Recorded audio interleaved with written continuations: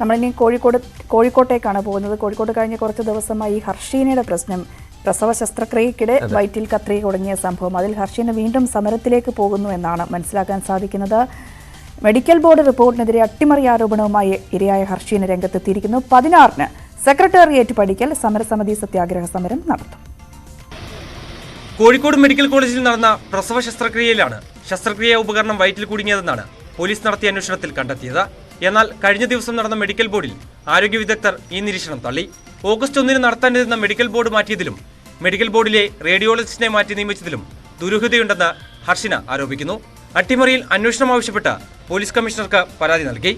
Senior റേഡിയോളജിസ്റ്റിനെ മാറ്റിയിട്ട് PB Saleem എന്ന് പറഞ്ഞ ജൂനിയർ റേഡിയോളജിസ്റ്റിനെ ആക്കിയതിൽ ദുരൂഹത ഉണ്ട് എന്ന് നമുക്ക് നല്ല സംശയമുണ്ട്. അത് പോലീസ് അന്വേഷിക്കണം എന്നുള്ളതാണ് ഇപ്പോൾ കമ്മീഷണർക്ക് നമ്മൾ കൊടുത്ത പരാതിയിലുള്ളത്. കേസിൽ അട്ടിമറി ആരോപണം ഉന്നയിച്ച് 16-ന് സെക്രട്ടേറിയറ്റ് പടിക്കൽ ഹർഷിന സത്യാഗ്രഹ സമരം നടത്തും. സമരസമിതി പ്രവർത്തകർക്കൊപ്പം വിവിധ മേഖലകളിൽ നിന്നും പ്രമുഖരും പ്രക്ഷോഭത്തിൽ പങ്കെടുക്കും. ന്യൂസ് 18 കോഴിക്കോട്.